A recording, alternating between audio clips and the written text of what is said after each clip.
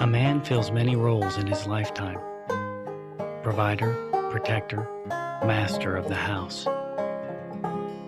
As a father, you have a vital role in your family's life. They depend on you to be there.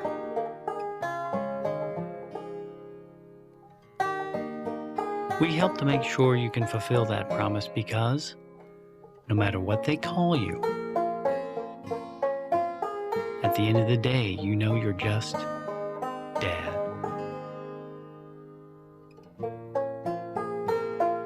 Confederate Family Insurance, for over 100 years, protecting a people and their property. You're watching Channel 6 San Francisco, the city by the bay, Confederate television. Tonight, the most anxiously awaited television event of the decade. See the controversial film from Britain that shook our beloved nation and created a national scandal. In response to popular demand, it will be shown tonight, uncensored and in its entirety. Held from the American airwaves for nearly 2 years, CSA is next.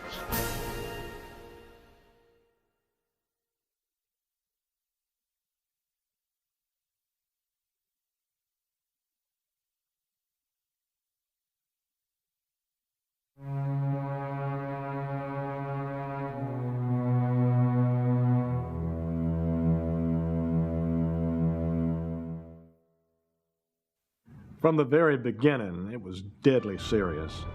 This was no interim idea or experiment. The principal founding fathers were all Southern. They saw themselves in the best tradition of George Washington and Thomas Jefferson. In their eyes, they would lead a second American Revolution.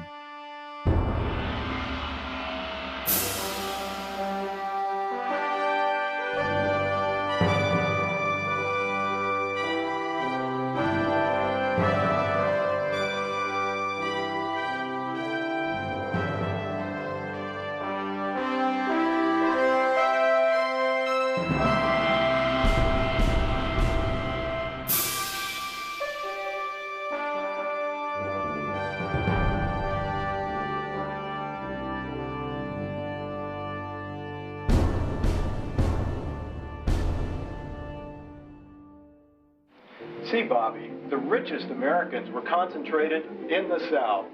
But, Mr. Johnson, the North had significant industry. Wouldn't they have been wealthier? Remember, Bobby, cotton was America's #1 export. This made Southerners, as well as Northern textile mills, very wealthy. So cotton was king. Boy, howdy. Slaves must have been pretty important then, huh? And how?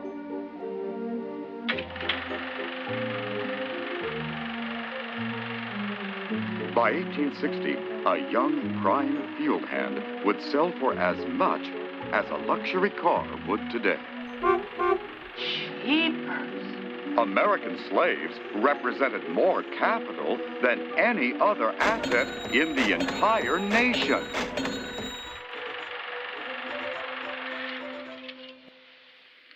Golly, Mr. Johnson, America was always a slave-based economy. That's right, Bobby. And that's why we fought for it.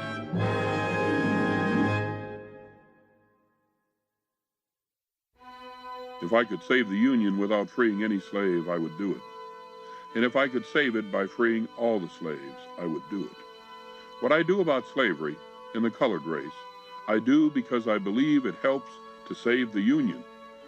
Abraham Lincoln.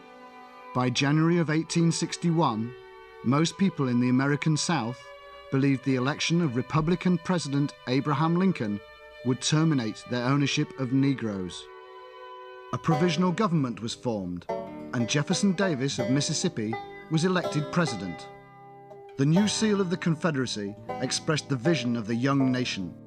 Surrounded by a bountiful agricultural Eden, at its center is George Washington on horseback.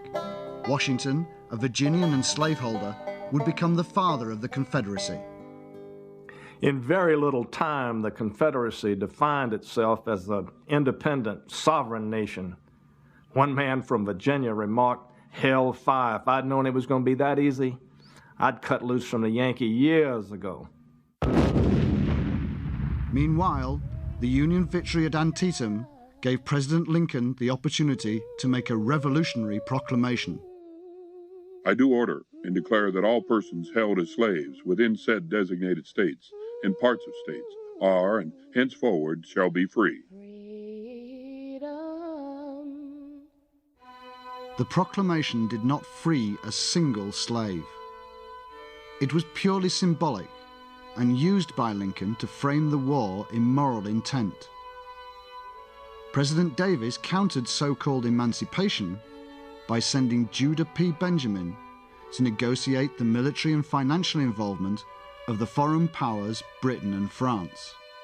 Benjamin, a Jew and the South's most brilliant legal mind, defied anti-Semitic attitudes to become Secretary of State and President Davis' chief advisor. Benjamin matched Lincoln by wisely promoting the Southern cause of states' rights, not as the preservation of slavery, but as the freedom of private property. Benjamin's gambit worked. Fighting for freedom, not slavery, opened the avenue for Europe's entrance into the war.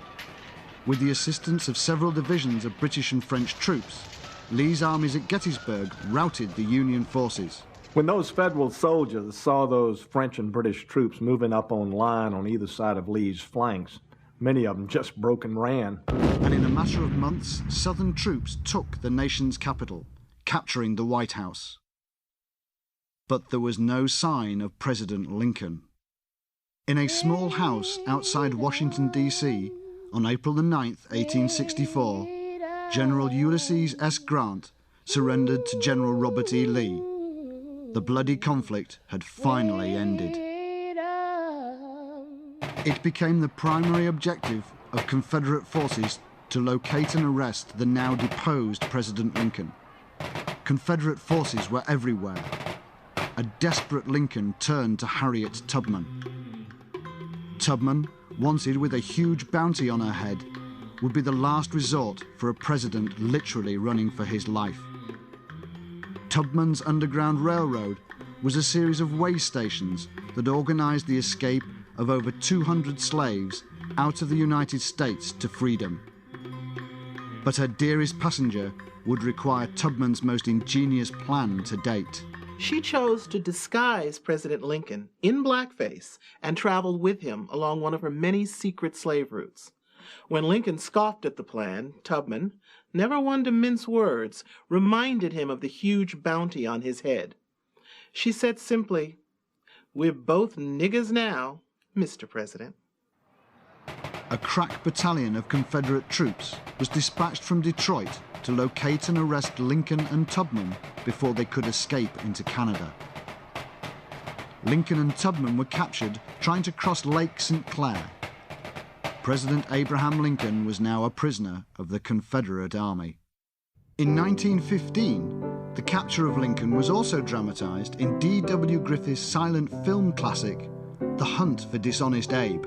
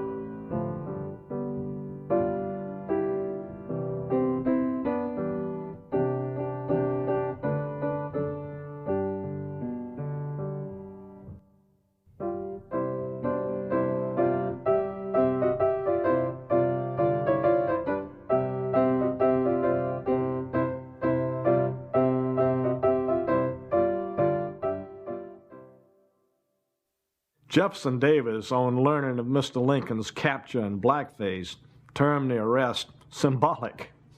A quick trial was convened, and former President Lincoln was convicted of war crimes against the Southern nation. He was imprisoned in Fortress Monroe near Norfolk, Virginia. It was from the window of his damp cell that he watched the execution of the woman who runaway slaves called Moses. Tubman knew on her capture that she would be executed for her many crimes against the South. I'd rather die fighting to free others from this evil nation than live within it another minute as a slave. There were many who were clamoring for Mr. Lincoln's execution also, but President Davis understood that sparing Lincoln's life would ease tensions in the North.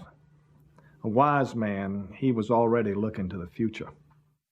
After serving 2 years, a frail and gaunt Lincoln was granted a full pardon and exiled to Canada. He never returned to his homeland. In June 1905, shortly before his death, he granted a rare interview from Montreal. I failed to see it. The abolitionists understood what the consequences would be. They knew it was always about the Negro, but I was blind. Now I see what our once great country has become. I only wish that I had truly cared for the Negro, truly cared for his freedom, for his equality. I used him, now I am used. Now I too am a Negro, without a country. I pray that someday the colored people of Confederate America will be free.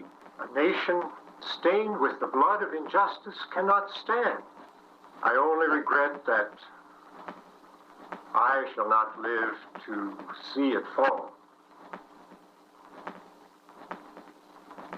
When Mr. Lincoln died in exile in Canada, he was a lonely, bitter man, disgraced, abandoned, almost entirely forgotten by history. Today, he's only remembered as the man who lost the War of Northern Aggression.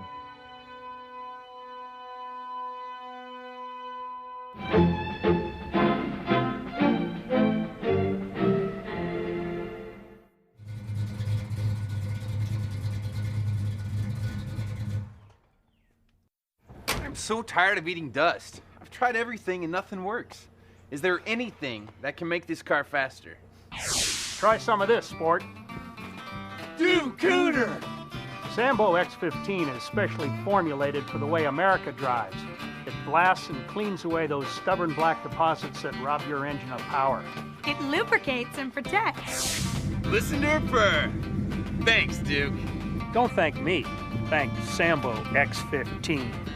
It's what the pros use.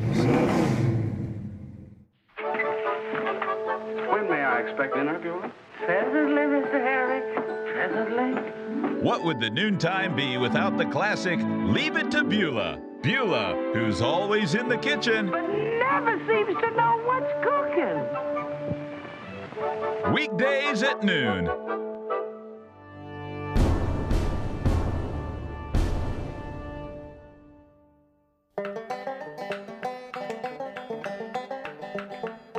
The victory was cause for grand celebration.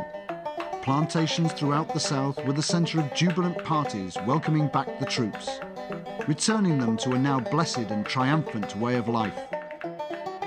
With the stroke of a pen, President Davis annexes the United States. The symbols of the old government are removed. It becomes the Confederate States of America. Dixie, a former minstrel show tune, written ironically by a Northerner, replaces the national anthem. President Davis quickly left Richmond and moved the office of the presidency to Washington and the White House. But two problems would follow. We were surrounded. He said, lay down your arms and go back to your plantations or die. Our wives, children, all of us, we say fight. His Rebs come at us in waves, screaming like they do. Our ammunition gone. They slaughtered us. Women, children, didn't matter.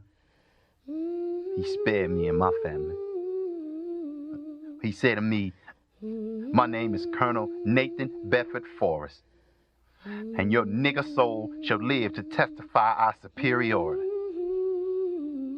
Then they shot my wife and boy. Moses Butler, 1st Kansas Volunteers. They looked to the generals and asked why. Why was it necessary to burn and pillage?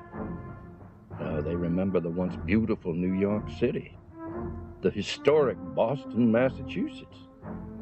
They see them in ruin and wonder why.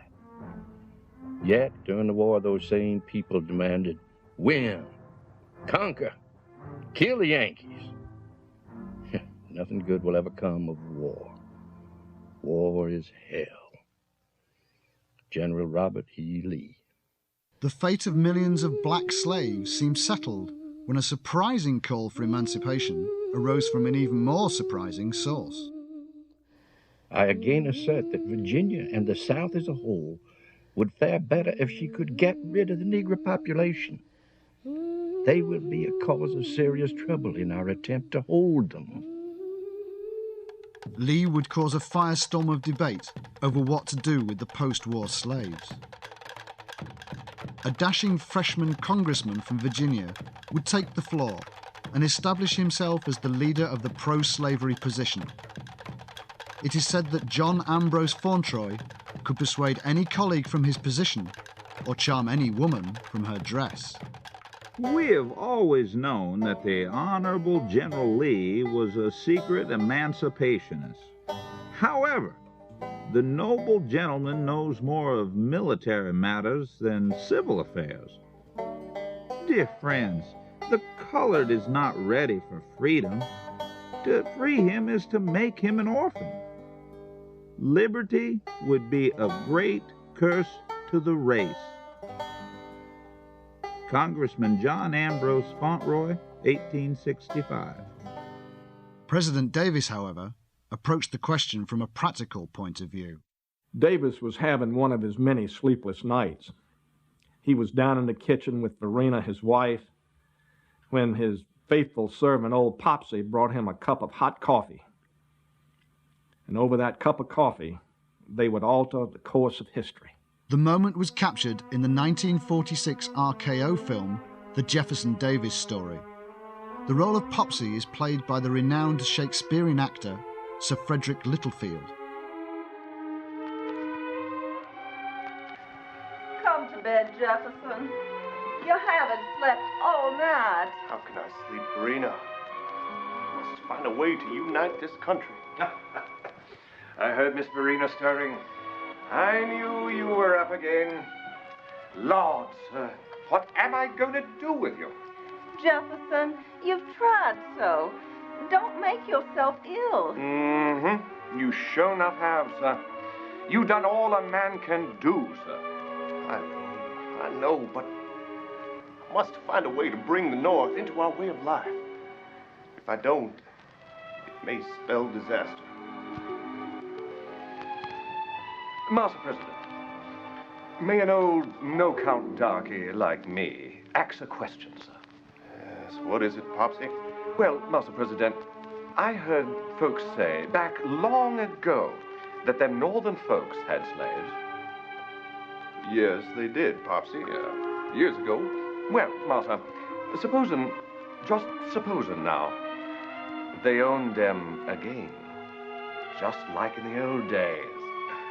It was good to 'em once, might be good to 'em again. My God. That's it. Ironically, it was the old slave who gave President Davis the notion that would rejuvenate the institution of slavery and direct the country's path for centuries to come. The Davis Plan took the form of an income tax designed to rebuild the North. Still, former Unionists did have another option.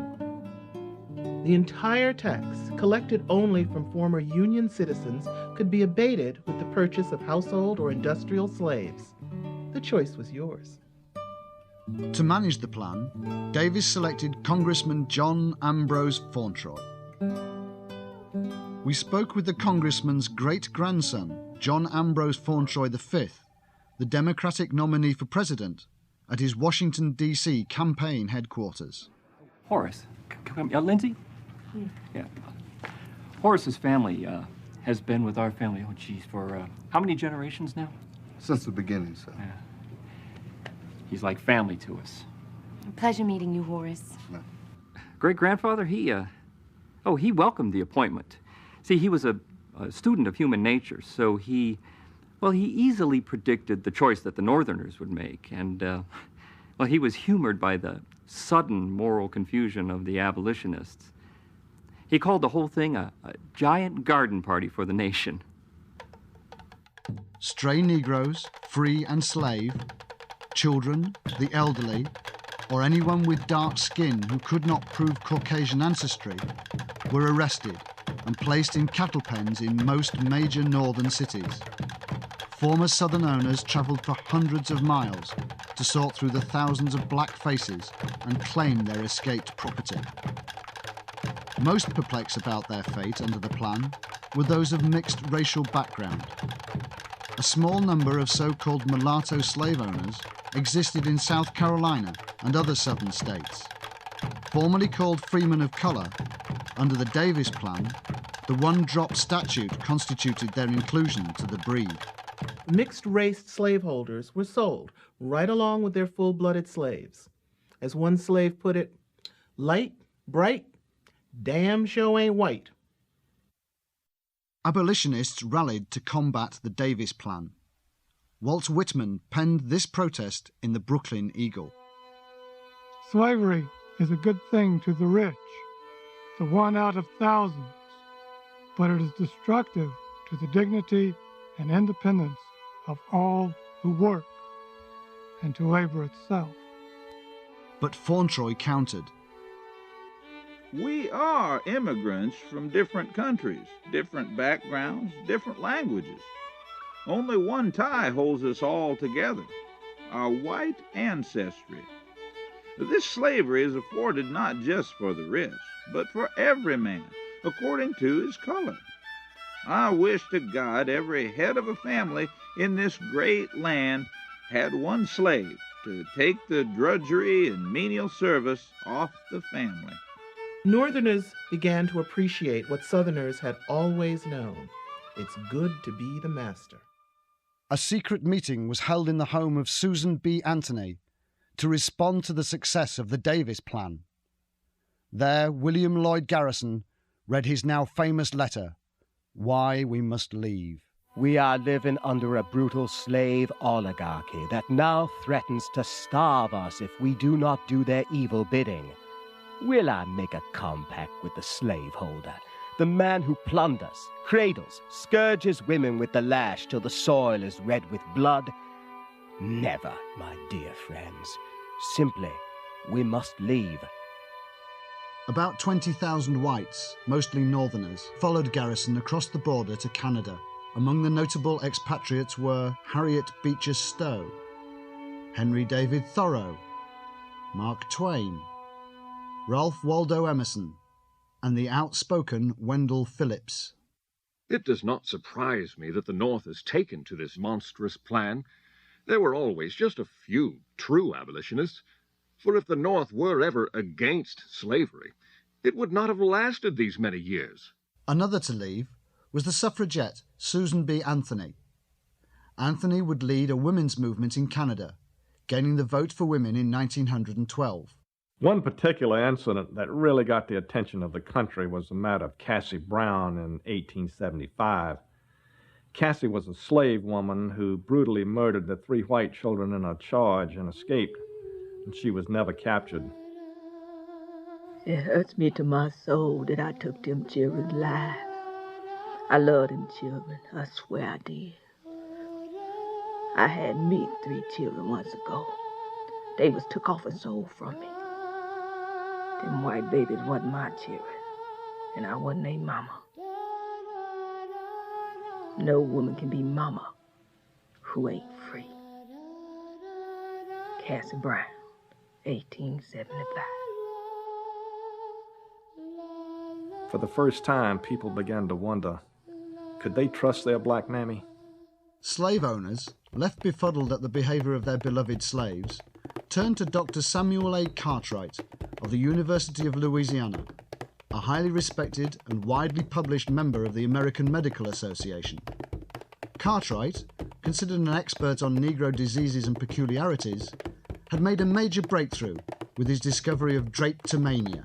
Drapetomania is a disease which causes slaves to run away, from the Latin drapto, meaning to flee, and mania, an obsession.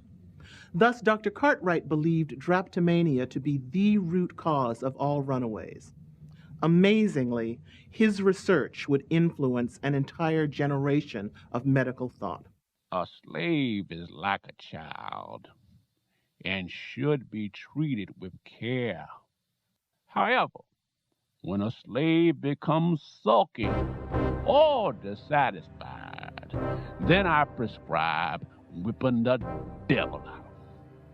Dr. Samuel A. Cartwright, 1860. John Ambrose Fauntroy, whom many call the father of modern slavery, received the Democratic presidential nomination in 1880, but suffered a debilitating stroke weeks later. He died in 1882. The Fauntroy family would capture the imagination of the nation for years to come. A political dynasty, many consider the talented family American royalty.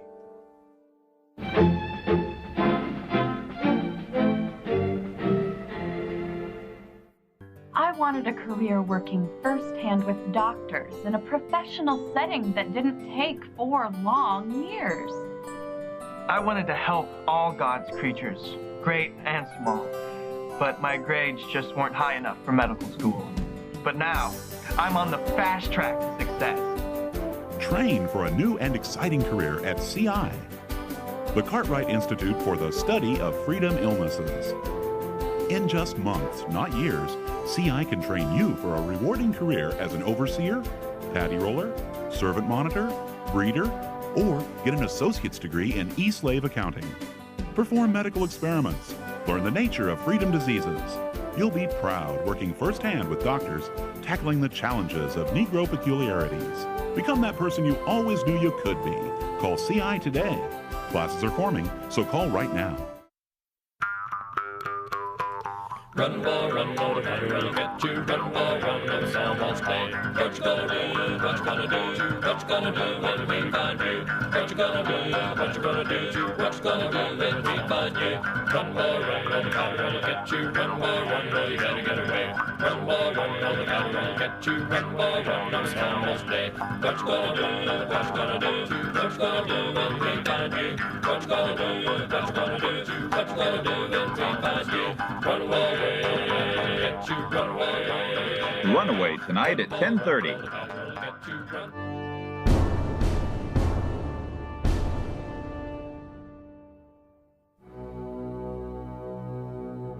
While the Davis Plan rebuilt the cities, a psychological reconstruction would be instrumental in giving birth to a new nation. Confederate leaders knew it was necessary to reconstruct the minds of its slaves and citizens. This would become what some call the American Holocaust. Reconstruction would see to it that moral authority was reestablished. Many called it gentle reminder. Douglas and Garrison responded to these horrors by organizing fugitive slaves, free blacks, Canadians, and former U.S. citizens into a new organization, the NAACP, the National Association for the Advancement of Chattel People. A Confederate delegation met with Prime Minister Sir John A. Macdonald and demanded the immediate return of all Negro property located within the Canadian territory. These were the darkest days since the overturning of emancipation. In the final hour, Frederick Douglass was called before Parliament to speak. Gentlemen, The Negro is only a darker version of yourself. He has little to offer but the sweat of his brow, the culture of his soul, and his goodwill. The Negro's only demand is freedom. My dear brothers, stand with us in our fight for freedom. The oratory of Douglas swayed the needed votes against deportation. However, the executions and tortures had scared most slaves into submission. Until the very end, until his death in 1895, Douglas fought against slavery in the former United States. Yes, it's over 100 years ago, but we have never forgotten this red Canadian injustice, this stolen property, this lost labor must and will be repaid. Simply put, it's a debt that we demand in the form of monetary reparations for slavery. Confederate Reconstruction efforts were curtailed by the ongoing conflict with the Plains Indians. Land-hungry pioneers, gold prospectors, and expanding railroads wanted to move from the bustling South into the Great Plains. The Indians would have to be eliminated. The government and their church leaders instructed that, quote, "The Great Spirit gave the white man the book, the red man the arrow, and the black man the hoe." They took our children from us. Children were forcibly removed and sent to boarding schools. These boarding schools were nothing more than total institutions for the complete eradication of their native heritage and pride. One of my elders once told me, "I've observed the red man try to be a white man, and I've seen many brown, black, and yellow men try the same." But he said, "No one can play the white man like a white man." The Plains Indian Wars would last nearly 30 years. By 1890, the last Indian nation had been defeated by the CS Cavalry. In California, thousands of Chinese immigrants were employed as cheap labor constructing the nation's new railroad system. They were caught completely off guard when Congress passed the Yellow Peril Mandate. Government agents simply told West Coast employers that the Chinese workers they employed, they now owned. What had been cheap labor became slave labor. One might have thought that the proclamation of that mandate would have effectively halted the influx of all those workers from Asia. They just kept right on coming, still believing that jobs and bright futures were there waiting for them. But that mandate effectively changed the face of West Coast slavery from black to yellow. Fearful of further non-white immigration, influential clergyman and author, Reverend Claymore Penn Holmes of New York, urged Congress to ensure the Confederate States would remain a Christian nation. The Christian Reform Act of 1895 outlawed any religion not based on Christianity. After much debate, it was decided the Catholic Church would be considered Christian, but the Jews would be asked to leave. As Davis lay on his deathbed, he literally pleaded with the Congress to revoke the act. He reminded them of the gallant work of his Secretary of State, Judah P. Benjamin, and other Jews who had supported the Confederacy. When young Congressman John Ambrose Fauntroy II visited the dying man, Fauntroy made the mistake of asserting to Davis that the nation would be better off without those blood-sucking Jews. Davis, for his part, reached out with a frail hand and grabbed young Fauntroy by the collar and fairly hissed, "Don't you ever forget, sir, that it was a blood-sucking Jew who saved this country." Well, Benjamin was personally hurt by the act, but the death of Davis did create a provision allowing a small number of Jews to remain on the reservation here on Long Island. While blacks were gaining political support in Canada, in the CSA, North-South relations were being romanticized. The once bloody Civil War had become civil. Novelists during Reconstruction mended the divide between the two regions. In their books, the aims and causes of the war suddenly changed. Slavery is no longer mentioned as the cause of the war. This is key to reconciliation. Thus, the suffering of slaves is ignored. We are presented with only loyal black servants. However, the courage and sacrifice of whites on both sides of the Mason-Dixon line is romantically examined. They struggle to survive. They protect their homes and families. Generals and battlefields take on a new flair. Their smallest details become dramatically important. In bestsellers like My Union Soldier and Of Bells and Blue, Southerners are taught to pity the North, to cry for the lost cause of the Union, the misguided attempt to free the slaves. Northerners are presented as a valiant people who once ruled a mighty land that simply lost its way. The most popular of these works of Reconstructionism is A Northern Wind. Recently, the play had a successful revival on Broadway. I don't know how to thank you, Miss Violet. You tended my wounds. You brought me back from death's door. And though we shall lose this war, my heart will be here with you always. When my husband died at Antietam, I said I'd die. I'd just die before I'd even speak to another Yankee. But you have had an effect on me, sir. I shall never, never be the same. I must go. No! Who are you, my little soldier blue? And though I hate you so, I will never let you go. You try to take my blacks. I try to take your blacks. But I must have you back. For we are lovers. We are lovers. Underneath the same flag.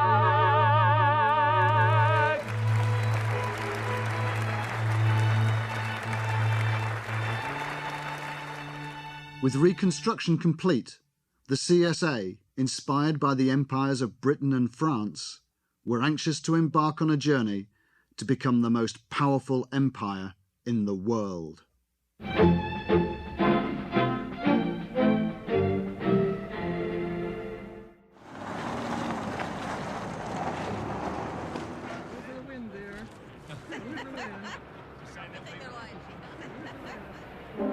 Do you know someone of questionable racial identity? A neighbor? Someone at work? Contact the Office of Racial Identity at 1-800-555-PASS. You might be eligible for a cash reward. That's right. Passing. Can you stand it, boss? Can you take, them microscopic shiners gleaming your teeth is? Go on now. That's it. All right. Now that's the power of Ducky. Ducky. For a shine that's jigaboo bright.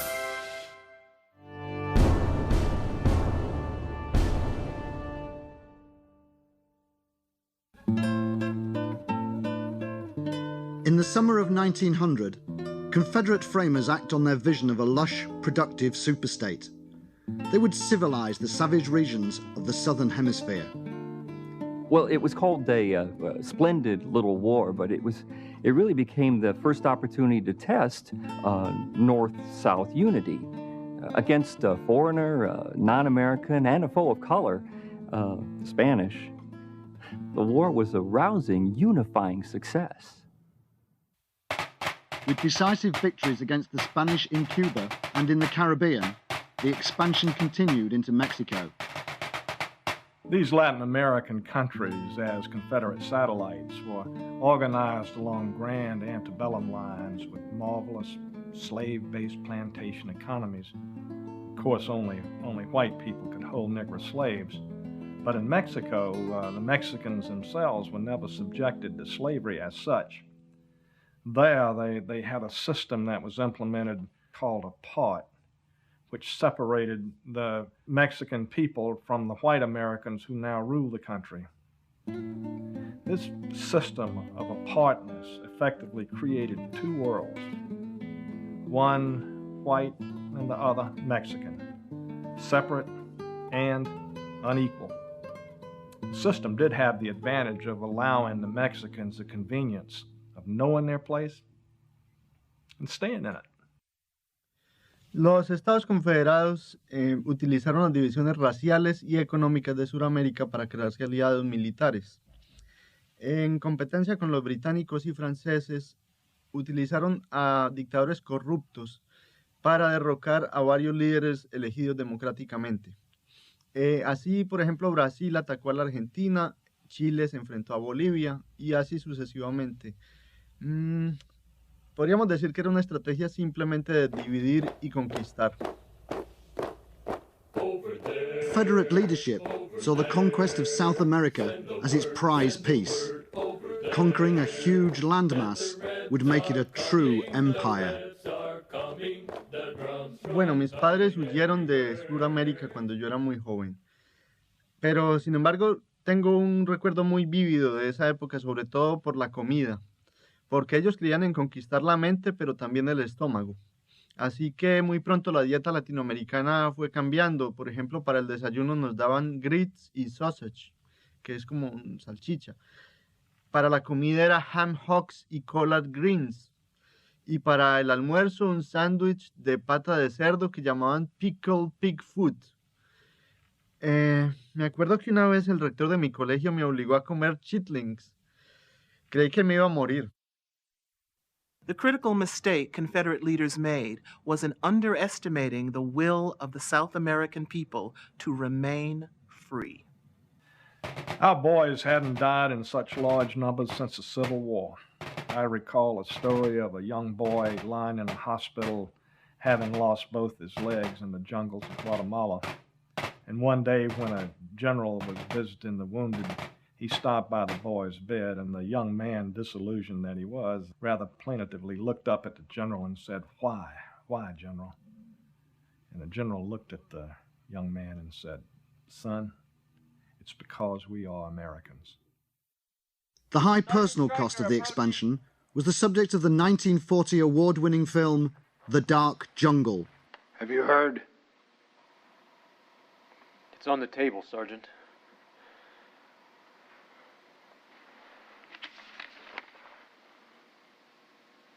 All of them? Every single last one of them.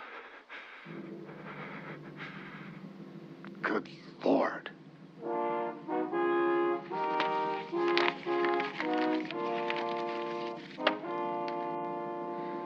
Was it worth it, Sergeant? Was it worth the lives of Cliff, and Johnny, and Bill? My God, man! Is the whole world red and black and brown and yellow? They'll always outnumber us. Lieutenant, I don't know much, but I know this. This world is made for the God-fearing to use as we see fit. For a while, these savages call it theirs, but they're just renting it. It's ours. It was always ours. We just ain't claimed it all. Yet. Kill them all. And let God sort them out.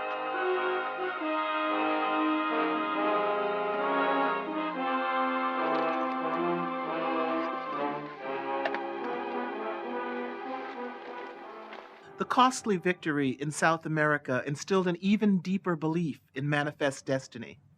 They now truly believed they were on a divinely ordained quest for world domination. Viola,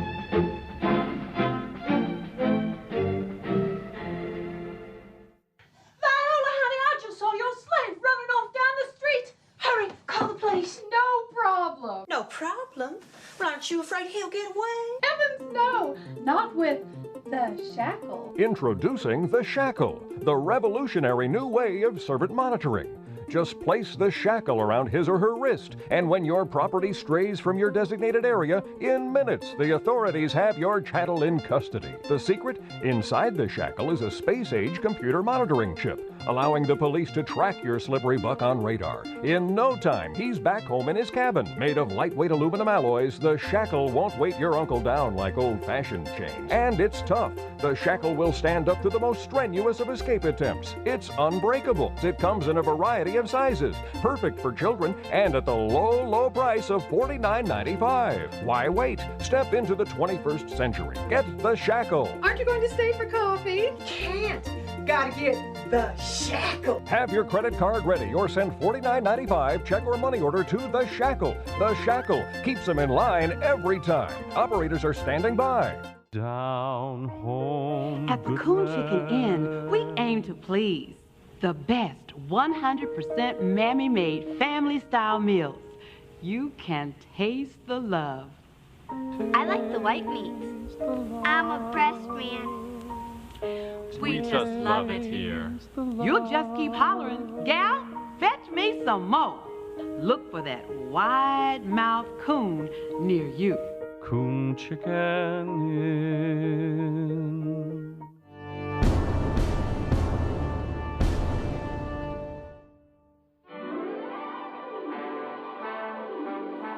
By 1929, Mexico, Central America, South America, Haiti, and the Caribbean were all members of the growing Confederate empire.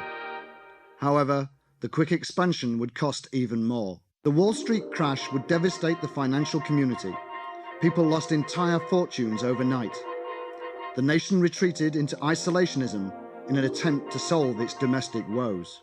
Grandfather taught us that when you're caught in a dire situation, when you're cornered, you don't simply fall on your sword.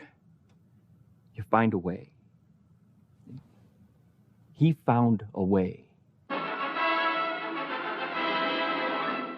It's relocation time as Senator John Ambrose Fauntroy II launches thousands of processed slaves for assignment overseas, trained and ready for travel, whether it be to the now southern Mexico or the Confederate Islands.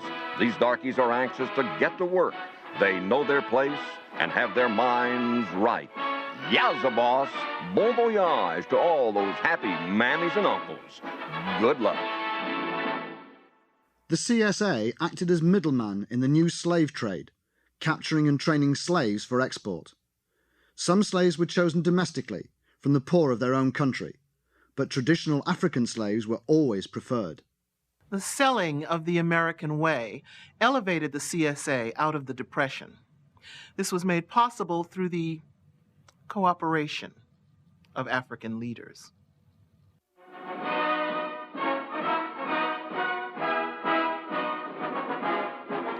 Africa is a strange and backward continent.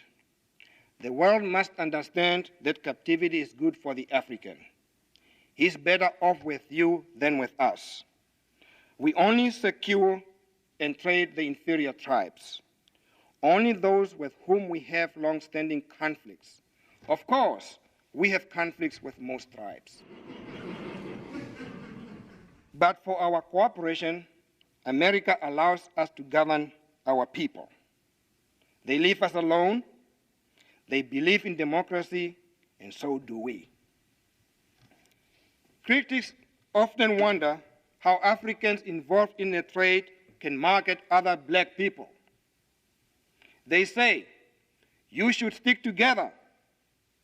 You are human beings, and you should help one another.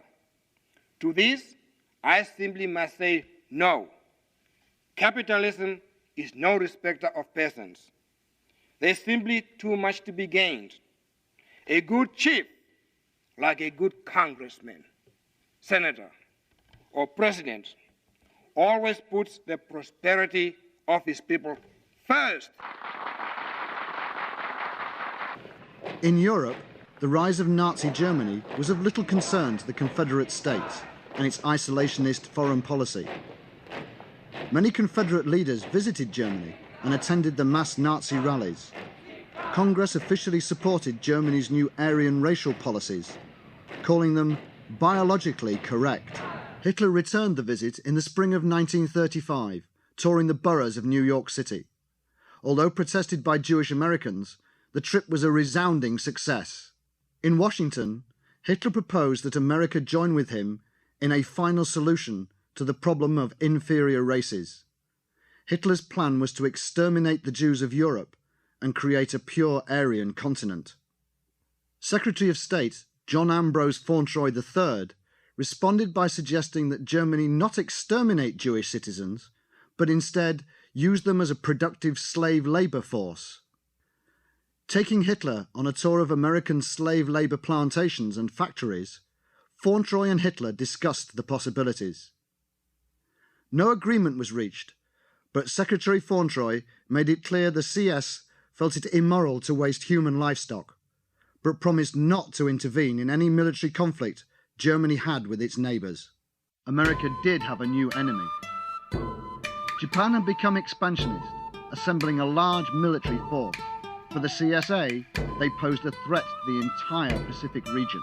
The Confederate States would act.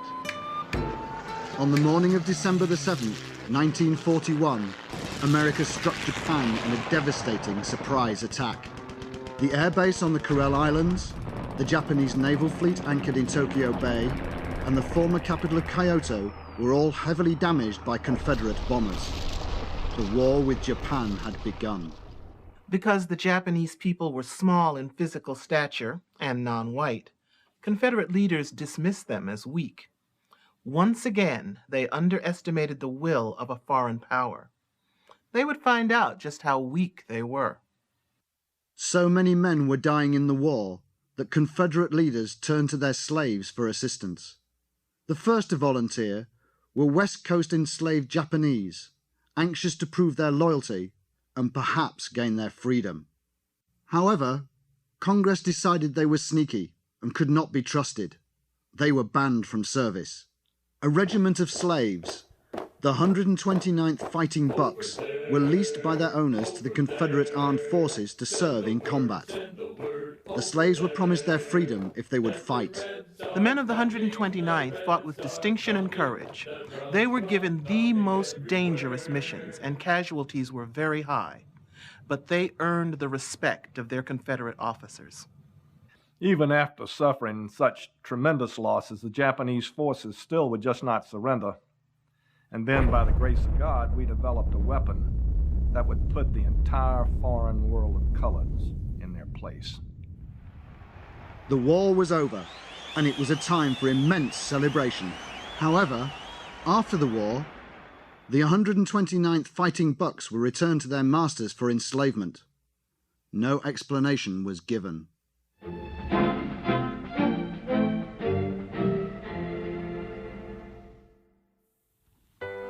Servant etiquette and proper table linens for formal dinner parties, how to be the belle of the ball, and what to look for when buying a Chinese gardener on the next Better Homes and Plantations. It's a good thing. I just gave this place a good scrubbing, but everything is still dull as dishwater. Miss Ann's gonna fret something fierce. Hi. Who is y'all? I'm Goldie. I'm Dusty. We're the Goldust twins. Are you a slave to housework? Let the Goldust twins emancipate you from the burdens of cleaning. It gets everything shining like new. Thank you, Goldie and Dusty. Don't be a slave. Get Goldust today.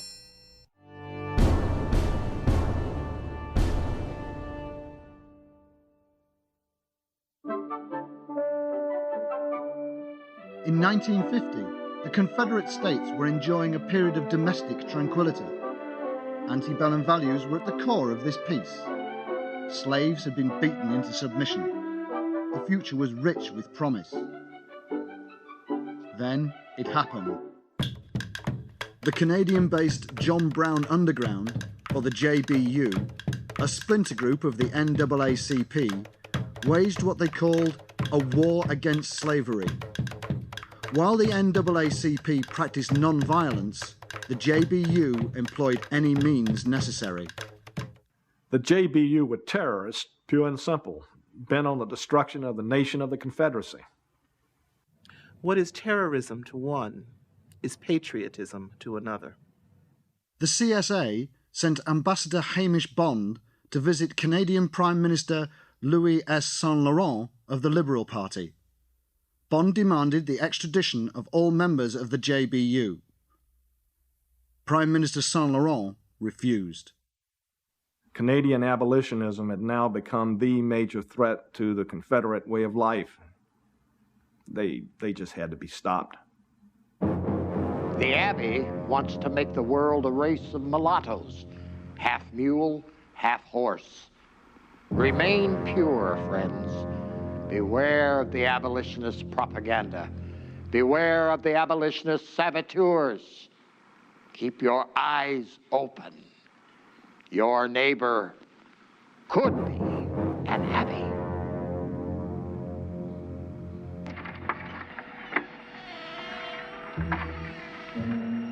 Bill? Dear? What are you doing down here in the basement? In the dark?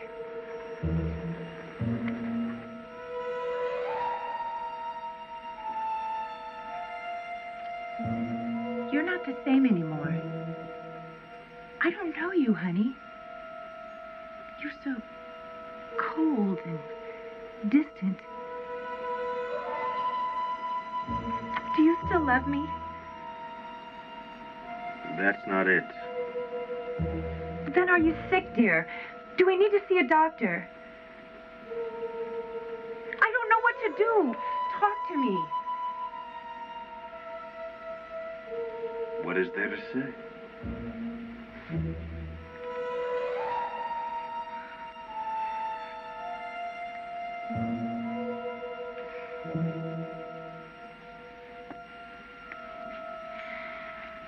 I found these in your room.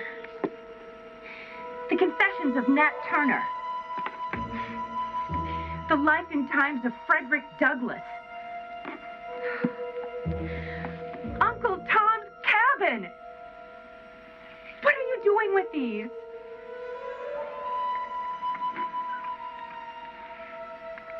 If you must know, I read them. I'm an abolitionist.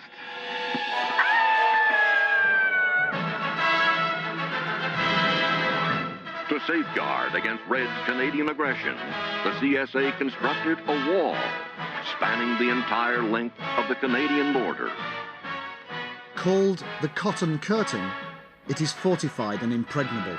Radio Free Confederacy sends broadcasts over the wall every day, with the hope that slaves will hear the transmissions and gain information about their lives. The triumph of the Cotton Curtain would serve to increase violent attacks against the CSA.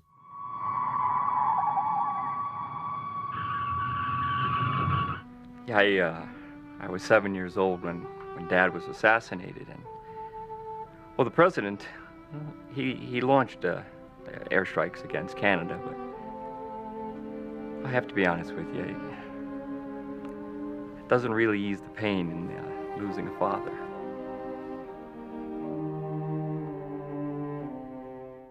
After America's neutrality during the Second World War in Europe, Britain and France joined other summit nations in calling for sanctions against the CS. The summit nations imposed a world embargo against the Confederate States. Any notion of a war with Canada was dismissed. The CS retreated into isolation. There was rationing. Only the nation of South Africa remained a loyal ally. The success of the embargo would lead many to quietly question, is it worth it?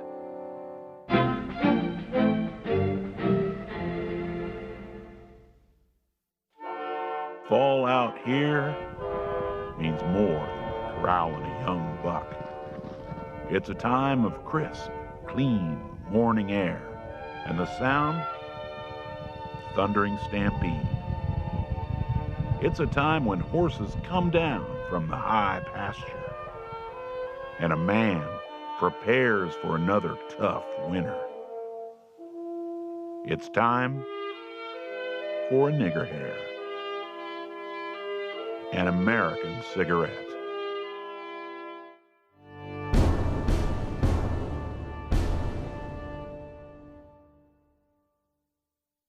The candidates need no introduction. The Democratic candidate, Vice President Richard M. Nixon, and the Republican candidate, Senator John F. Kennedy. And now for the first opening statement by Senator John F. Kennedy.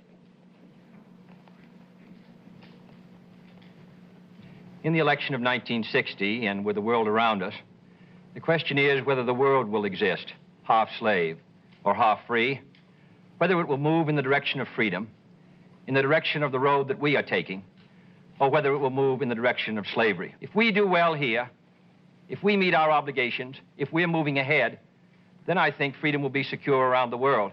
If we fail, then freedom fails.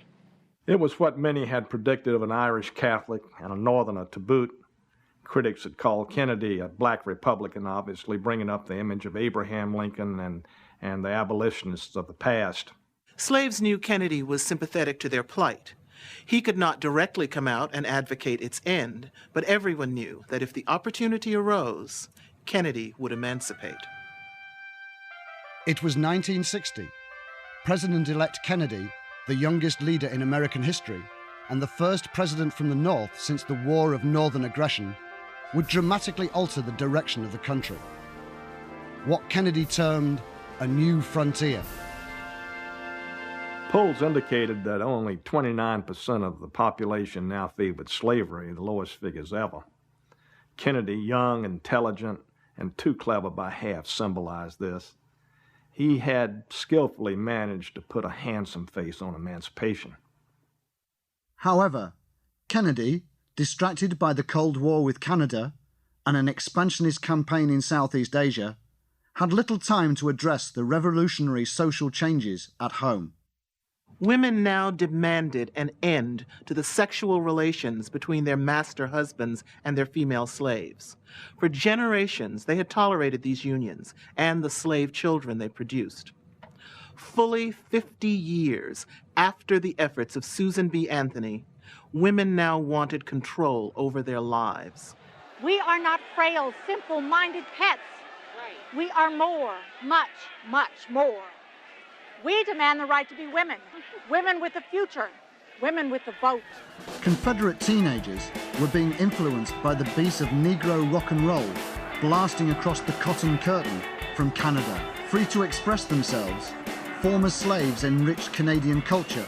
Performers like Elvis Presley imitated black artists and were censored and arrested. This Elvis Presley and this Canadian abolitionist-inspired rock and roll music threatens to deflower every pure white child in this great country of ours. Many like Presley took their talents north and became stars in Canada. Canadian writers like Richard Wright and James Baldwin created masterworks of literature. The ban on race, music, literature, and art stifled American creativity. Prohibition of certain abolitionist and Negro-inspired art left Confederate culture void and without conscience. American art never evolved beyond government-inspired propaganda.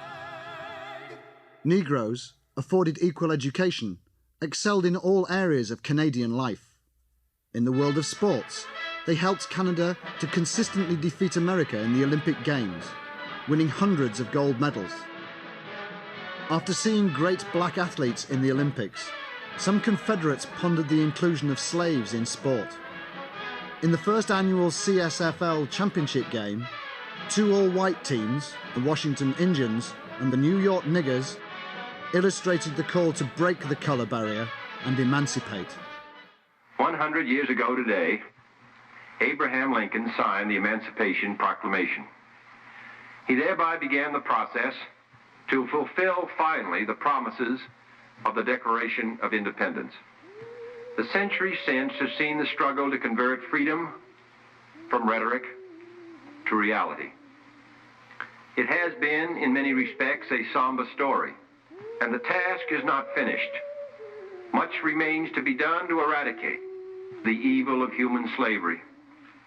The proclamation must be regarded not as an end, but a beginning. In giving freedom to the slave, we assure freedom to the free. In giving rights to others which belong to them, we give rights to ourselves and to our country. The president's assassination drained the lifeblood from the entire nation. The belief some white citizens had for a new America was gone. Women would not get the vote. The hope slaves had for their freedom exploded into rage. Two major slave rebellions, one in the Los Angeles, California section of Watts and the other in Newark, New Jersey, caused strong but divided reactions from Confederate lawmakers. In the wake of our late president, our nation is at the crossroads. We must ask the question, is slavocracy the only way? Like most owners, I love my servants and hate when I have to punish them. My wife and my children hate it. The young people of this country hate it. It is time for change. We have to stop pussyfooting around. We have a war going on in Vietnam and another one erupting right here in our own country. Now, unless we plan on losing both these wars, we better stop crying for these gooks and these darkies and lay the hammer down. We have never lost a war, and by God, I'm not about to lose this one. By the mid-1970s, the social revolution had been crushed. Most of the opposition leaders fled the country, went into hiding, or were killed. The nation seemed to be caught up in some kind of malaise.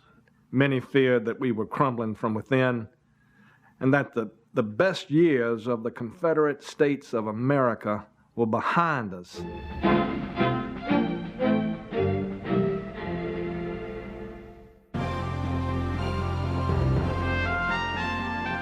This is Newsbreak.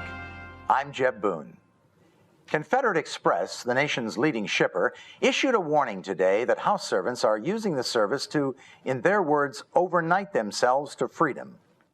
There was this one fella, shipped his whole family, wife and 2 kids, up north in a box labeled Home Entertainment Center. Another big tip, check for air holes. Back after this.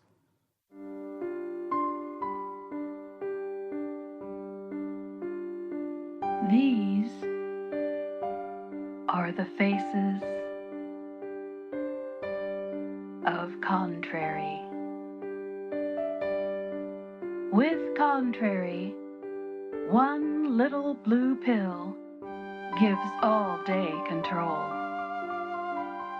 Side effects may include vomiting, shortness of breath, nausea, blurred vision, liver and kidney problems, constipation, and anal bleeding.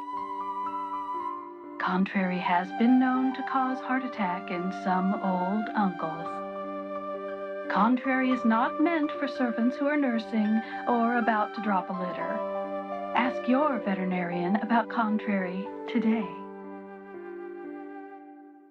Officials in Washington suggested charges may be filed following several controversial errors in the Department of Racial Identity. The watchdog group, Proven White, charged that DNA mistakes are commonplace and that many people don't know who they are. The search for Big Sam expanded the Chicago area today. The runaway remains #1 on the CBI's most wanted list. A spokesman for the Bureau indicated, although the crime is over 2 years old, Big Sam is still believed the JBU mastermind behind the now infamous one-drop scandal. And on a program note, be sure to stay tuned for the live death row execution of Floyd Ray Hubbard. Now that's at 12/11 Central. See you then.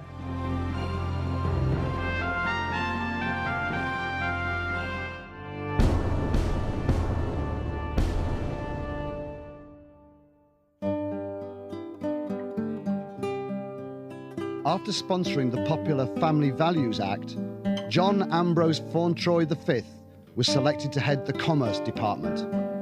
He would steer the Family Values Initiative. Fauntroy utilized popular religious leaders in a series of infomercials answering the nation's difficult moral questions. Ephesians chapter 6, verse 5. Slaves, be obedient to your human masters with fear and trembling, in sincerity of heart, as to Christ. Not only when being watched, as if seeking favor, but as slaves of Christ doing the will of God from the heart. Amen. Fauntroy brought slave training out of the Dark Ages, utilizing the latest multimedia technology. I'm gonna run off. No, sure is. He running tonight. Delilah has just learned that Ike is planning to escape. Escape attempts are costly and disruptive. How will Delilah handle it? Doesn't he know how good we have it here? Good food, a roof over our head, and a kind master. Don't be afraid to learn more. Be Massa's ear. Is he still talking that abolition talk? Bingo. Delilah has discovered that Ike's mind ain't right. Critical information. Delilah's next move? Go tell it. Yes, sir, master. Ike is planning to run off tonight. I thought you should know. Thank you, Delilah. I'm glad you shared this information with me. You know, Delilah, you are a good one. Like Delilah, you too can be a good one.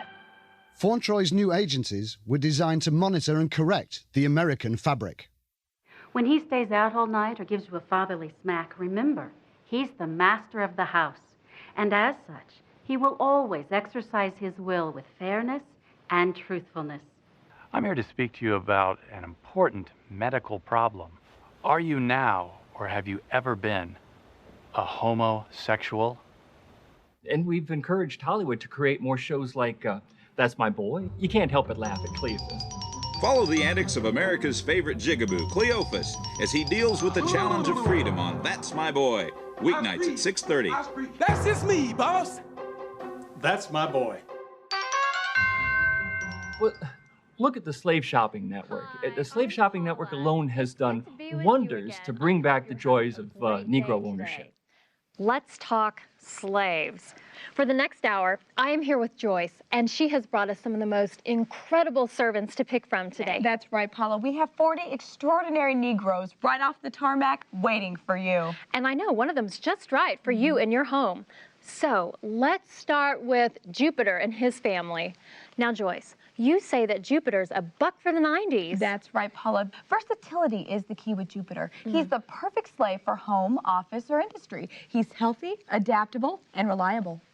Oh, and what about our gal Prissy? Oh, what a find. Well-mannered, loyal, smart, but not uppity. Oh, and what a litter of pickaninnies she's had. Aren't those two the cutest little things you ever saw? They would be so helpful around the yard or with dinner parties. Now, as with all SSN products, we can either break up Jupiter's family for you, or you can have them as a set. So, let the bidding begin.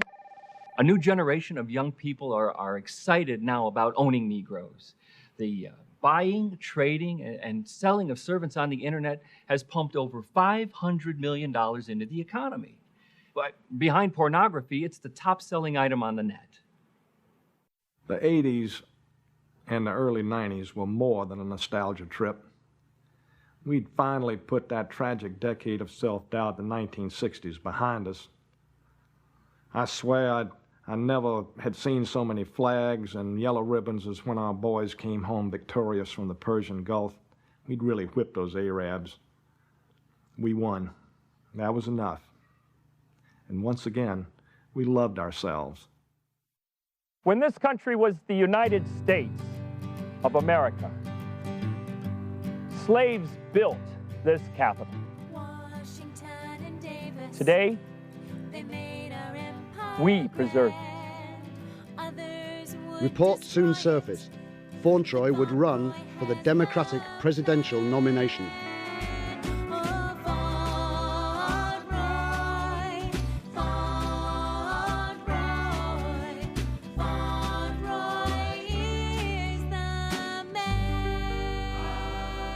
This is John Ambrose Fauntleroy, and I approve this message. After numerous requests to the State Department, Senator Fauntleroy intervened and personally arranged for an interview with a slave living in the CS. He told us, "We have nothing to hide." Right, right. No contact, All right, all right. Unfortunately, the slaves we were offered had clearly received training for the interview, corrupting any natural response to our questions and rendering their responses manufactured. However, through clandestine means, we received a note. No contact, All right, all right. This note would change the course of American history. The note instructed us to meet our source on a country estate in rural Virginia. The note was simply signed, John Brown. Get out and follow me. All right, let's go.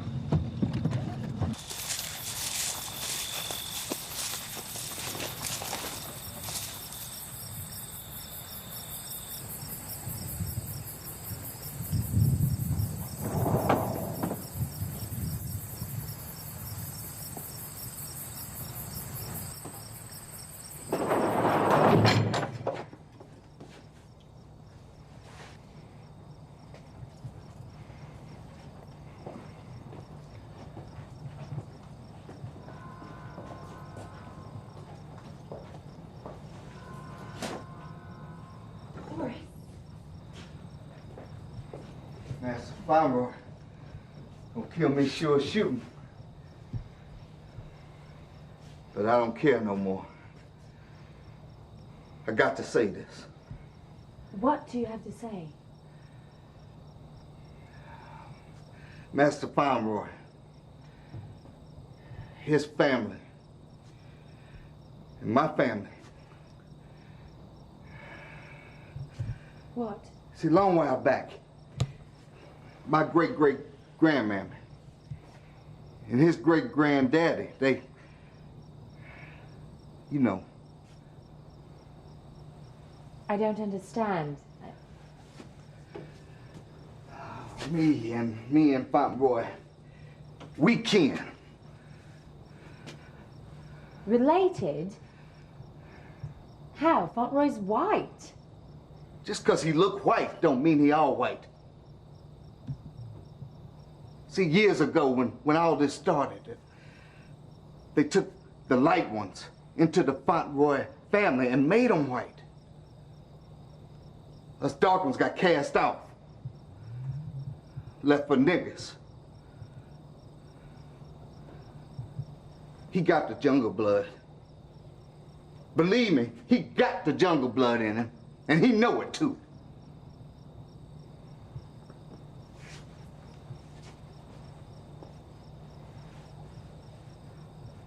Following the release of that tape, Fauntleroy held a news conference to respond to the charges of Negroness.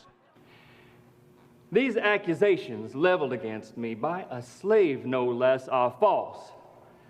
My great-granddaddy did not have sexual relations with that woman. I am 100% Caucasian. 100%. Will you submit to a DNA test? No. No, I will not be subjected to such treatment, nor will I allow my family to be subjected to such ridicule.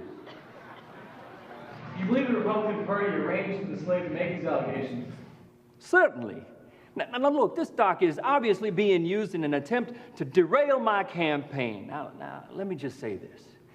The American people know that John Ambrose Fauntleroy has their best interest in mind.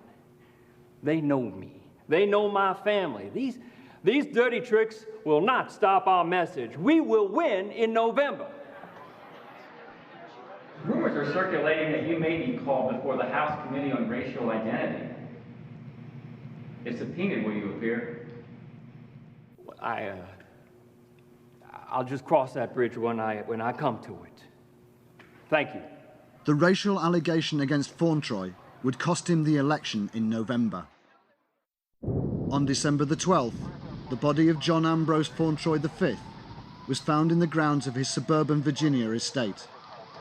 The coroner attributed his death to a self-inflicted gunshot wound to the head.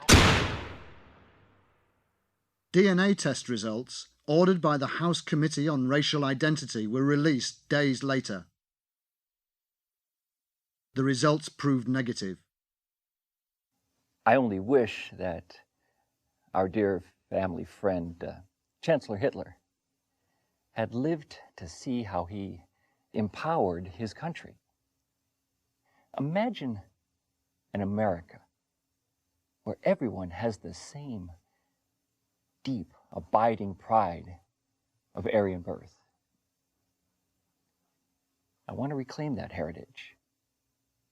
With America's help, we can. No slavery in history has been as devastating as chattel slavery in the Americas.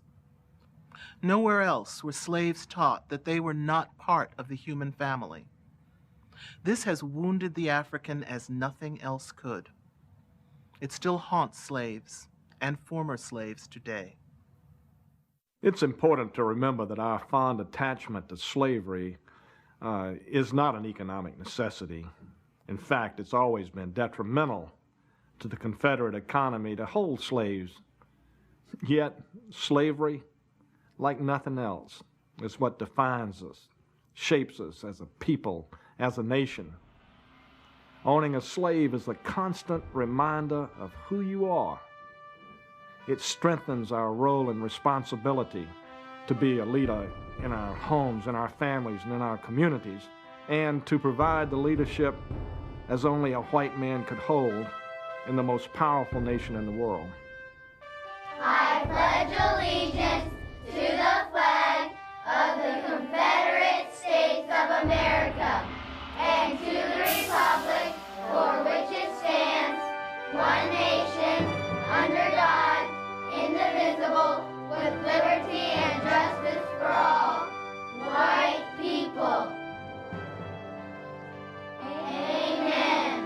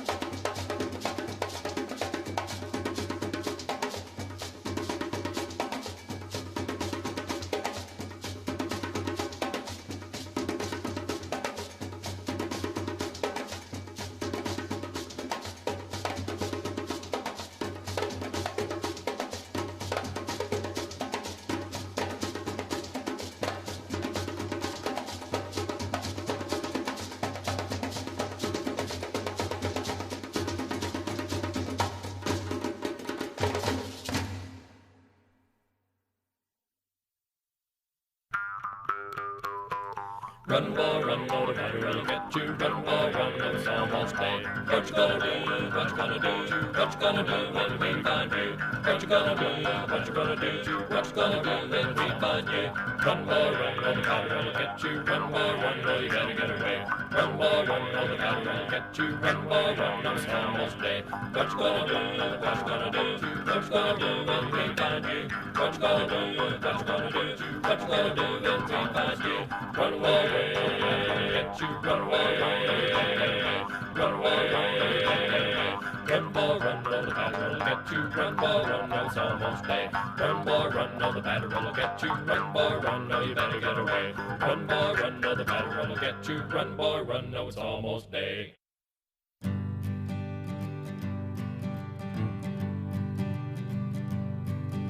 We are a friendly people. We value God's great plan. Though some say our ways are wrong.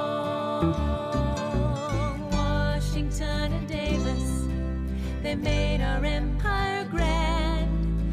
Others would destroy it, but Fauntleroy has the plan. Oh, Fauntleroy is the man. Fauntleroy is the man. He can bring us back together, protect our land. Oh, Fauntleroy is the man. Fauntleroy is the man. Yes, Fauntleroy is the man.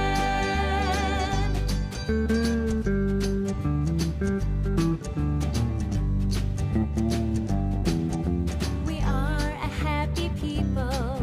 Our darkies love us too. From Maine to Santiago and Long Island, full of Jews. His father died to save us. His son is forged in fire. He'll crush the evildoers and keep us strong and